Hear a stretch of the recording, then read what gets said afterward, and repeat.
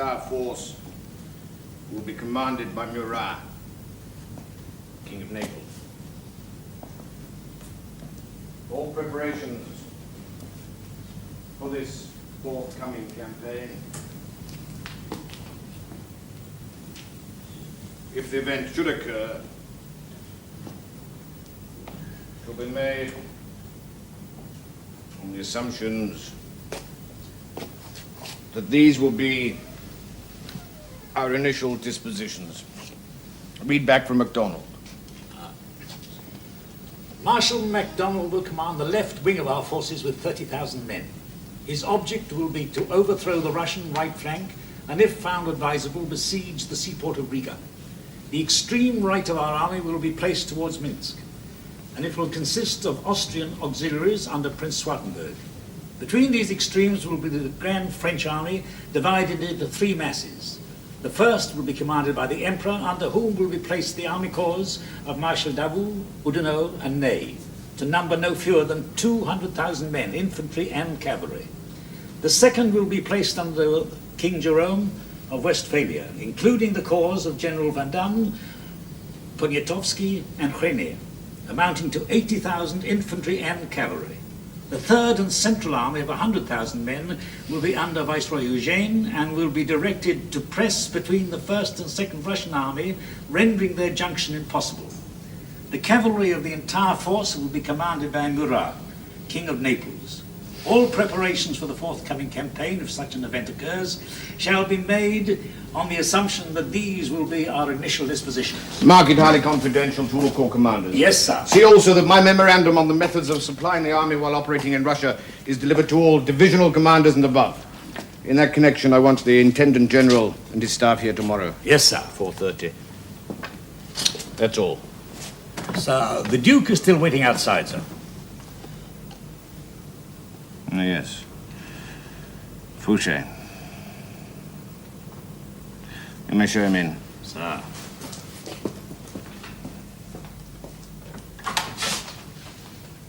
We'll see you now.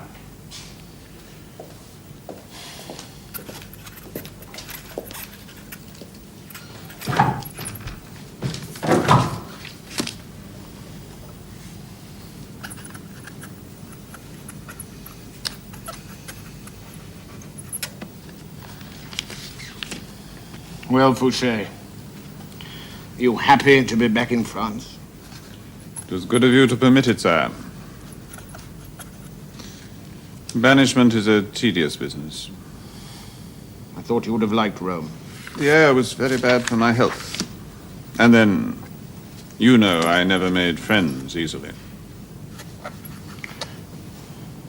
Only enemies. The chief of police expects to make enemies, sire. But then I never minded that since I was making them all in your service. You've made one too many, Monsieur le Duc.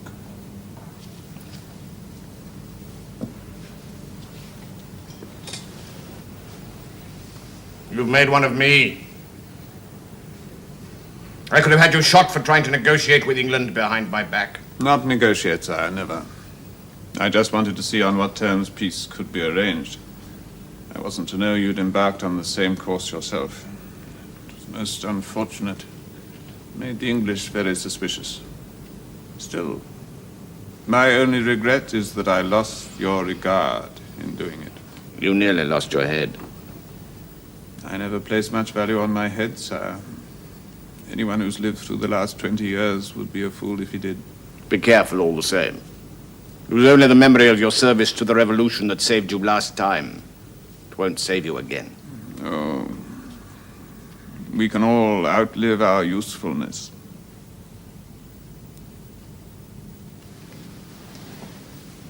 You know, Fouché, I begin to regret a certain lack of firmness in dealing with you. No, no, sir. You'd have lost a devoted servant. But you yourself were always such a great believer in firmness. True. I've often thought Louis XVI would be alive and King of France today if he'd acted with firmness. As I remember it, it was you who helped him to the scaffold.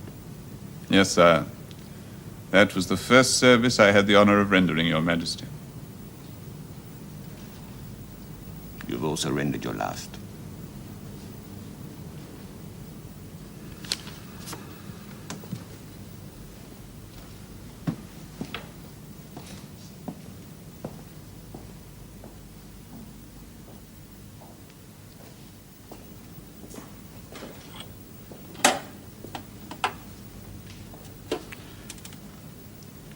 I suggest you return to your chateau and finish your memoirs.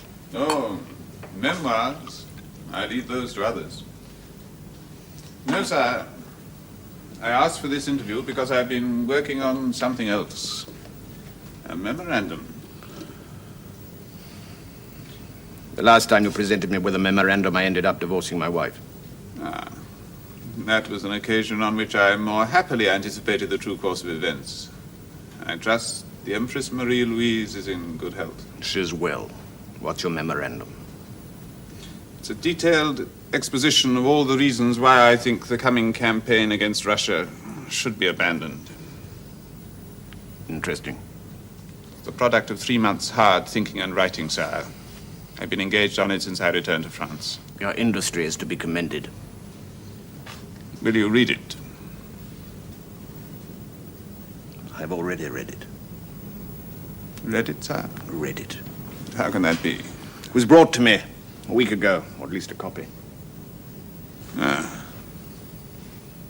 The police. Precisely. I knew I was being watched. You see, the department which you built up with such care continues to be a source of pride to us all. I had thought to surprise you with the argument. You never cease to surprise me, Monsieur le Duc, if that's any consolation to you. Did you read it all? Every word. You betray an author's vanity. I have no literary ambitions, sir. You do better to cultivate those than most others. Oh, I see you actually doubt whether I've been through it. Oh, forgive me, sir, but... No, well, let me see how will this do. You tell me that I am the absolute master of the finest empire the world has ever seen. That all the lessons of history demonstrate the impossibility of attaining universal monarchy. You tell me that the time is ripe for consolidation, not acquisition. Since what I shall acquire in extent, I shall lose in solidity. You talk of the extent of the country, the poverty of the soil, the rigors of the climate, the extent of our communication, the size of the opposing forces. You say we will arouse not only the opposition of the aristocracy, but the fanaticism of the peasants. You talk of the English, as always, waiting in the wings. And the possibility of discontent and intrigue behind my back in France. Do I do it justice? More than justice, sir. I wish it might have taken me so little time to write. No, you enjoyed doing it. That was the main thing. It passed the time for you. In fact, your pleasure was so evident, I instructed the police to allow you to finish it. I simply felt it my duty to make some observations on the current crisis. There's no crisis. Merely a war of a political character. I am forced into it by events. And remember, I regulate my conduct on the opinions of the army, not on the sentiment of you grandees. We grandees have made a contribution at home no less than the armies abroad. Made, yes. But you've become too rich. I've made you too rich. While you profess an anxiety for me, you're only apprehensive of the general confusion that would follow my death. Well, we must all think of France, sir. No, let me think of that! I've done well enough up till now. Present situation is merely a sketch of a picture that must be finished. There must be one universal European code, one court of appeal. The same money, the same weights and measures, the same laws must be in currency throughout Europe. I shall make one nation out of all the states of Europe, and Paris will be its capital. Only the Tsar of Russia prevents that from coming about. You follow me? Haven't I always?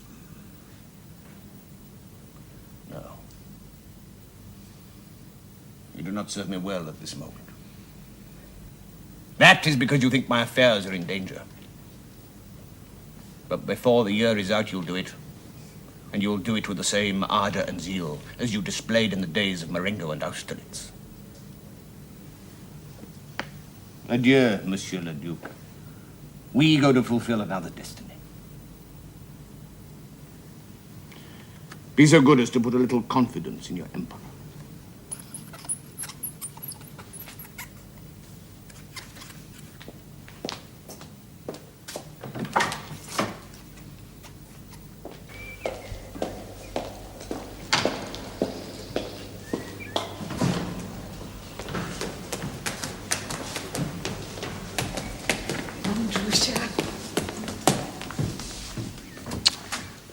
How are you?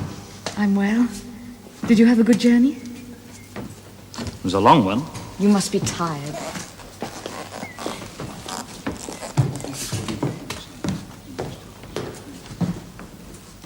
Are you staying for a while? No, I must leave tomorrow. For the war? For the army. The war has not yet begun. Pray God it never will. Come into the drawing room. Papa is sleeping before dinner. Bring some tea for Prince Andrei. How is he? He's well, but But difficult. he's getting old. Aren't we all?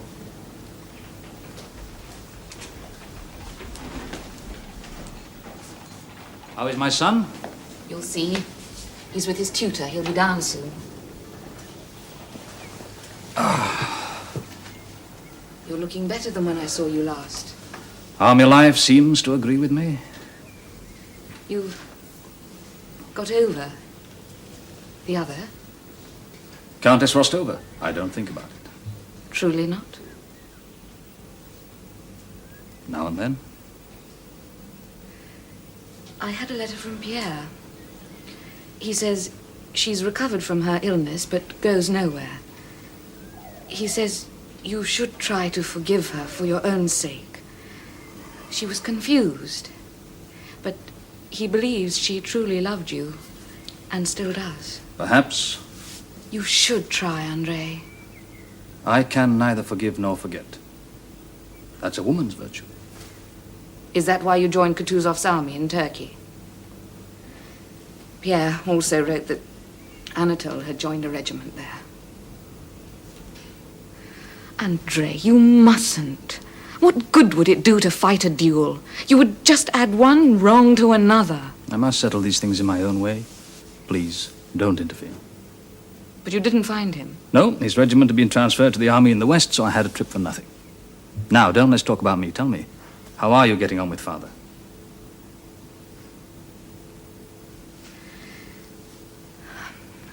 Well, you know I hate to criticize him, but something has happened which does worry me. What is that?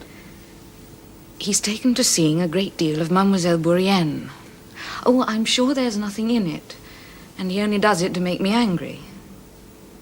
Why should he want to make you angry? I don't know. I know he loves me, but I seem to provoke him. He hates my dependence on religion. He thinks it childish, and I only do it to spite him. Has it gone far, this relationship with Bourienne? Oh, no. But he flirts with her in front of me, and she, poor creature, plays up to him. You should get rid of her. I never liked the woman. It's not her fault, really. And she has no one, and nowhere to go.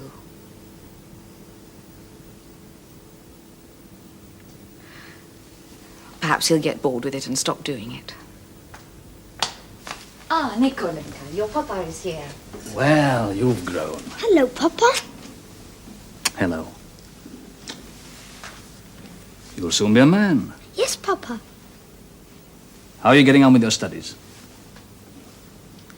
Very well. And what do you like best? Geography. Oh, why geography?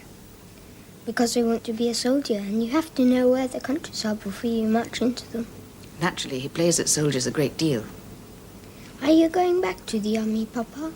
Yes. Do you like being a soldier? Well, sometimes one has to be a soldier, whether one likes it or not. But it'll soon be all over, and I'll be back, and I won't be going away again. May I stay up and have dinner with you tonight?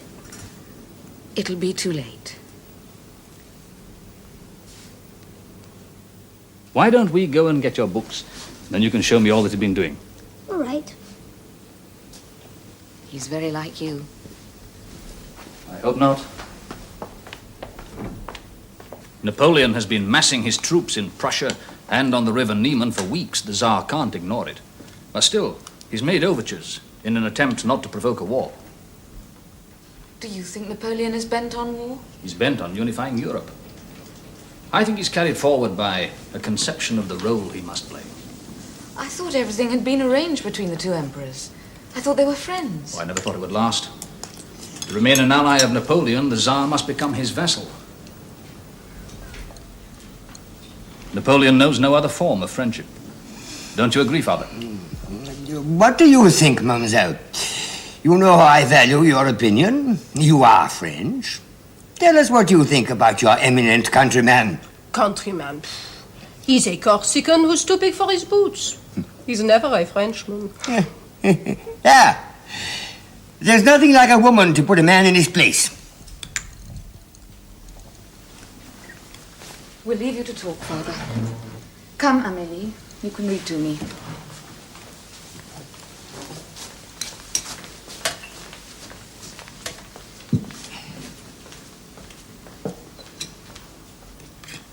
Kutuzov asked me to give you his respects. She does it deliberately. Who? Your sister. She interferes. I don't follow you.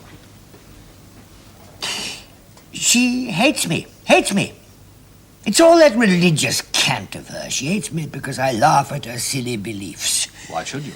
Why should I? Why should I? You dare ask me in my own house? You've always given her the right to choose. She's a silly, stupid woman. Stupid. She's very fond of you. She hates me.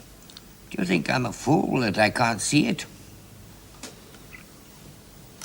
How does she hate you, Father? Ah, you don't believe me, do you? You're on her side, naturally. I'm quite certain that she loves you. And you must be blind not to see it. If there's any cause of friction between you, it's as a result of that worthless woman who isn't fit to be my sister's companion. Oh, I see. Been talking, have you? I can see for myself. Fool! She's the only one who has any feeling for me. I am not a fool, Father. And I don't believe she has the slightest regard for you. Who asked you? Who asked you to interfere? You brought the subject up, and I have a right to give you my opinion. Get out! Get out of my sight! I never want to see you again! Never, never, never!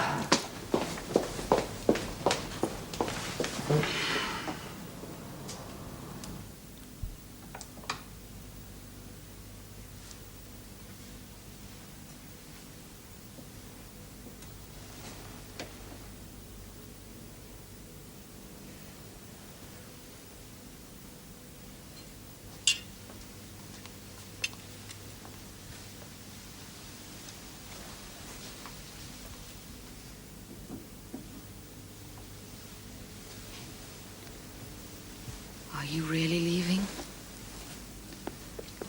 Thank God that I can. I'm only sorry that you can't. How can you say that? You're going off to this awful war and... Stay till morning. No, it wouldn't make any difference. He wouldn't speak to me. He does these things, but he doesn't know why he does them. Something seems to take possession of him. I'll write to him. It's better that way, believe me. It'll give him time to think things over. He loves you. He loves both of us in his way. Andrei, promise me one thing. If you meet Anatole Kuragin, don't pick a quarrel with him. It would be so degrading for you to fight a duel. Please. I can't promise that. But you must. No, don't ask me. There are things that a man must do. Don't worry. I never thought when you came home last time you'd be going away again. Hardly seems any time at all. The war may not happen. But you think it will, don't you? look after Nikolenka. And yourself. You should get married. Oh, my life isn't dependent on that. If I must remain as I am, then I must. But you would like to. Yes. But not to someone who just wants to make a good match. It'll happen for you someday.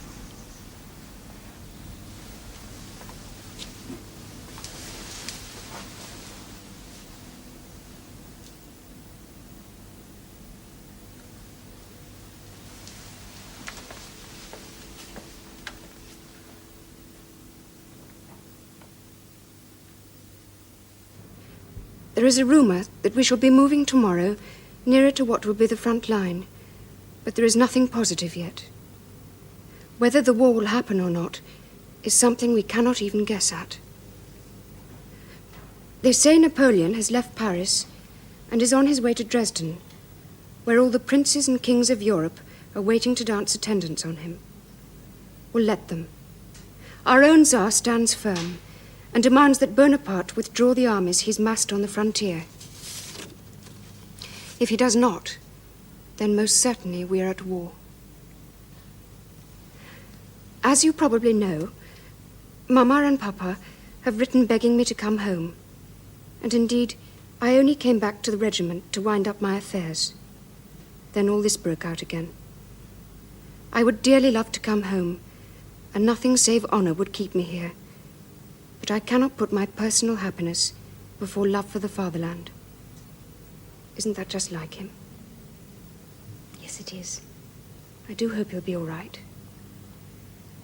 We must pray for him, Sonia. Go on. He refers to me, then. Shall I read it? Yes. What does it say? But this will be our last separation. Be sure that directly the war is over, if I'm still alive, and you still love me, I shall give up everything and come to you forever. Oh, Sonia, I'm so happy for you. It's hard to believe. You don't think he's saying it because he's away from us all and feeling... No, I don't. Well, it's only what he said to me that night coming home from Uncle's. And to me in the barn at Christmas. Of course. But don't show it to Mama. No. Oh, Sonia, it's not her fault. You mustn't blame her. I don't. She's been very good to me. Well, go on. Tell me what else he says.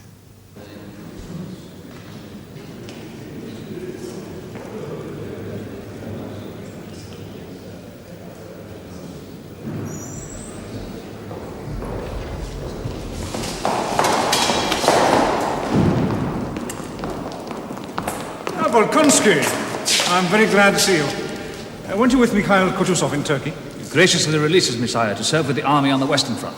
And how were things in Turkey when you left? Marshal Kutuzov was in the act of concluding a peace with the Turks. That sounds like Mikhail. Have you been attached to anyone here? Yes, sire, to the Commander-in-Chief. Good. Well, you may as well join us inside.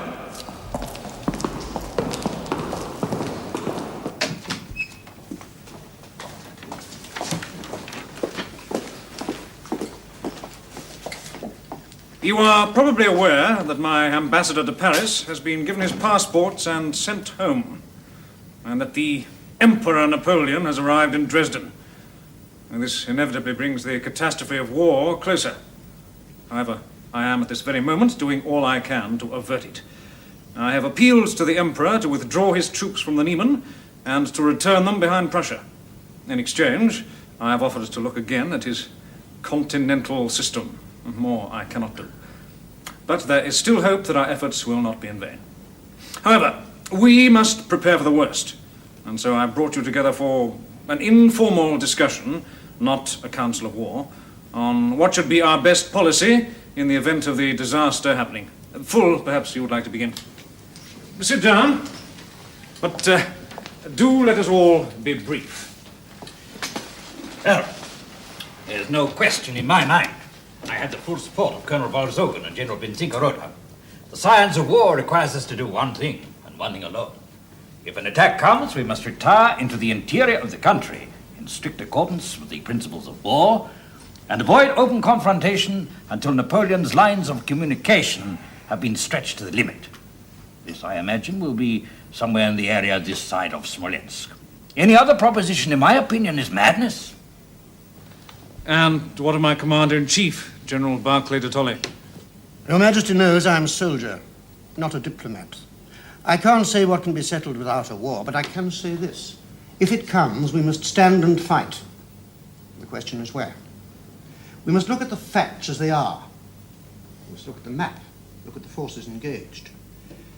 In my opinion, there is an advantage in avoiding a full-scale engagement too soon. Napoleon likes to win in one stroke. What are they talking about? How can there be such a thing as a science of war? What science is possible where the conditions of a subject are unknown and cannot be defined? Where even the strength of the forces engaged cannot be ascertained? No one can know with any exactitude the relative positions of the armies at any given moment. Sometimes a division of 5,000 men is as good as 30,000 because one soldier shouts hurrah and runs forward. At others, as at Austerlitz, 50,000 will fly from 8. So what are they talking about? Is a man a military genius because he knows when to order up the biscuits? He's called a genius because of the glamour with which the military is invested, and Napoleon is no exception. He thinks he commands 1 million men, moving them here, there, and everywhere. But really, he follows them. They've not been brought to the borders of Russia by him, but by forces beyond our comprehension. A sudden upheaval that occurs regularly in the history of the human race, like the yearly migration of birds. Napoleon is just a straw thrown to the fore in the wind they make. He's just a banner that they hold aloft.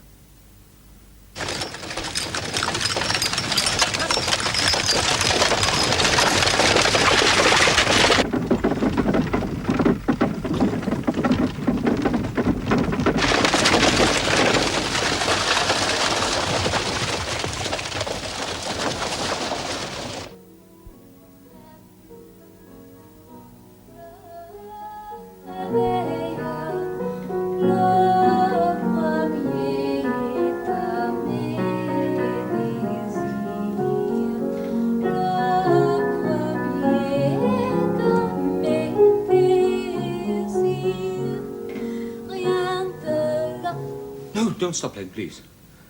I heard you as I came in. It was beautiful. I was trying to get into the way of playing and singing again. Quite right, too. You don't think it's wrong? No, no. On the contrary. In any case, why'd you ask me? I don't know. Well, it's because I value your opinion so much. Huh. If it hadn't been for you, Oh, I've just come from Count Rostopchin's. The courier arrived with the mail, and there was a letter from Nikolai. Where is it? I've sent it up to your father. You are staying for lunch. Yes, of course, if I may, please. We haven't seen you for a week. What have you been doing? Well, thinking. Should I join the army or shouldn't I? I don't know. Look at me. What kind of a soldier would I make? Not a very good one. But you're no worse for that. Well, it's been tormenting me, though. Everyone is putting on uniform, and I feel out of it, and yet... I don't know. To tell you the truth, I don't want to go at all, really. Because I feel... I have this feeling inside me that I'm marked out to do something special here, in Moscow. Does that sound insane to you? It sounds very strange. Oh, yes. Yes, it seems so to me, too, and yet I don't know.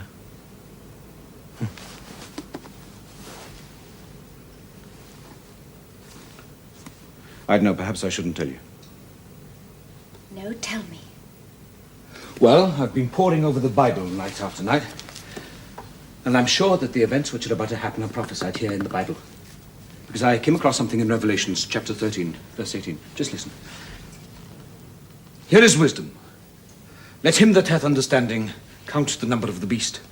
For it is the number of a man, and his number is 666. In other words, 666. Can you make sense? Yes, I think I can. If the French alphabet is written out and given the same numerical value as the Hebrew, in which the first 9 letters are denoted by the units and the next by the tens and so on into the hundreds, you get what I've written out thus. Now, I discovered that if you give the exact numerical value to each of the letters of the words l'Empereur, Napoleon, you get exactly 666. In other words, 666. Now, in the same chapter, verse 5, it says, and there was given unto him, that is the beast, Napoleon, l'Empereur Napoleon, there was given unto him a mouth speaking great things and blasphemies. And power was given unto him to continue 42 months. Now, the French word for 42 is 42. If you apply the same system of numbers to the word 42, you get exactly 666. Now, yet again, this year of 1812, Napoleon, the French Emperor, l'Empereur Napoleon, reaches his 42nd year. Which indicates, well, at least I think so, that this year of 1812 he will reach his zenith of power. Pierre, yes? Did you see about my business? Yes, just a moment, please. Did you see? What has all this got to do with you? Well, that's exactly what I asked myself. So I tried a variety of combinations of my own name in the same system, and nothing worked. Until I described myself as Le Russe Besuchov. But it all added up to 666. So, therefore, I concluded that Napoleon's destiny and my own destiny were in some way linked. Is it possible? It's ingenious. You don't believe it? Nor do I. And yet, I don't know, it's this that keeps me here, this belief that his path and my path will somehow cross here in the city of Moscow. A letter from Nikolai. Your mother's still reading it. What does he say? He's well and the regiment's in Poland. Well, lunch is ready. Any news? Oh, rumors. They say they've arrested a French spy in the city. I think he's a grocer. Oh, I keep telling the Countess she shouldn't speak French so much. It's not the time for it. Count Pierre, may I talk to you for a moment? What about? We're going to have lunch. He wants me to get him into the Hussars. What? The milk isn't dry on your lips. You want to join the army? But I must. You want to give your mother a heart attack? Stop talking nonsense. It's not nonsense. Fedor Obliansky is younger than me, and he's going. You'll finish your studies. Daddy, how can I study when the fatherland's in danger? Oh, fatherland rubbish. Be quiet, I tell you. Go into lunch. Go on. What's happening to everyone? Boys of 16 running off to join the army? One son's enough, isn't it? Petya! I so enjoy your coming here. Well, I shouldn't come so often. Why? Why not? Because I have no right to.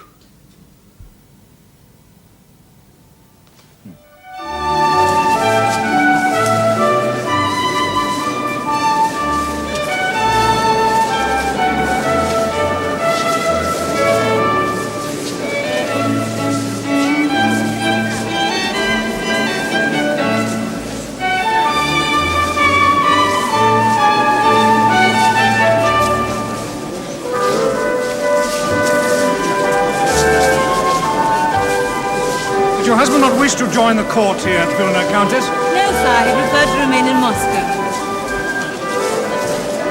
He is not with the army, then? Count Besuchov is not a military man.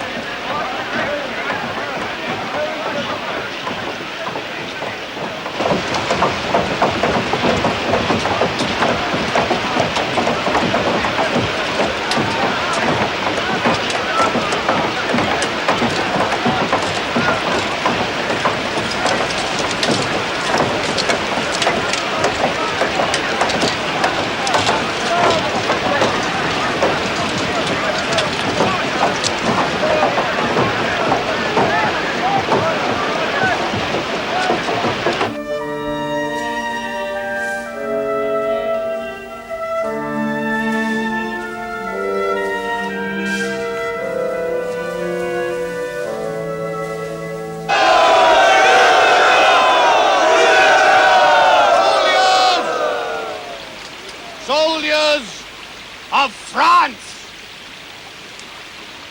I have a word to say to you. 250,000 men are at this moment poised along this river bank. More will follow.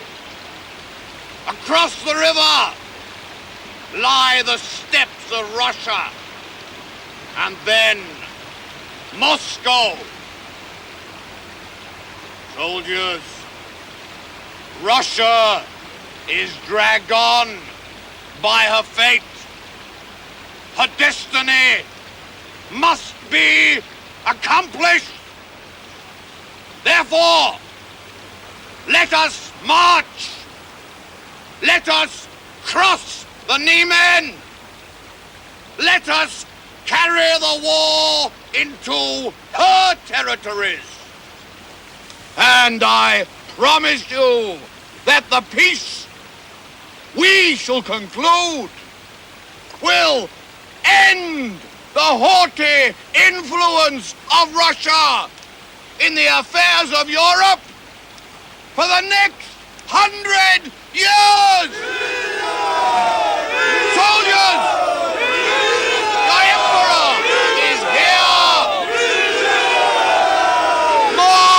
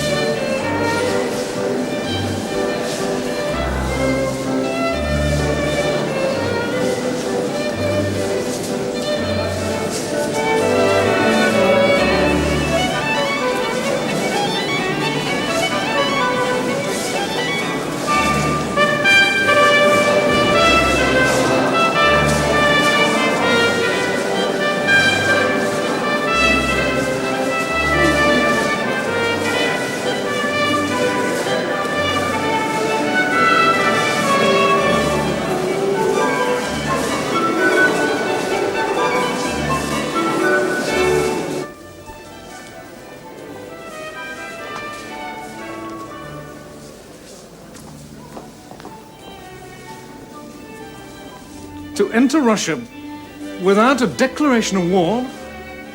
What barbarian is this? I will not make peace so long as a single enemy soldier remains in my country. Balashev, you will take a letter to the French Emperor and hand it to him personally. You will, in addition, tell him what I've said. I will make no peace so long as a single enemy soldier remains on Russian soil. Yes, sir. Fetch quill and ink. I'll dictate the letter now.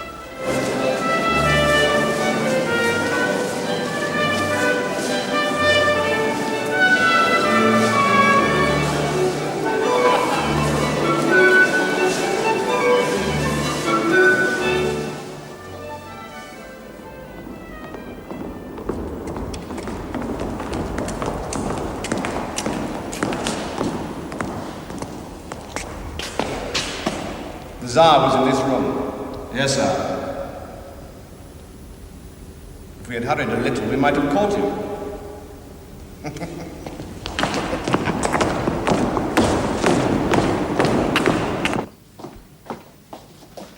General Balashev, sir.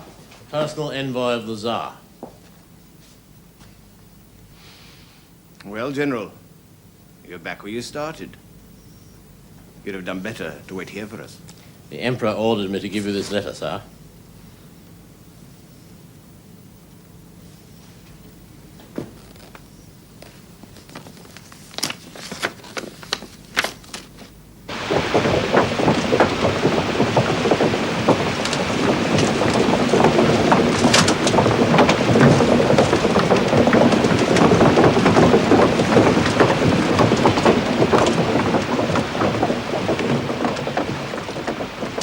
Thank you.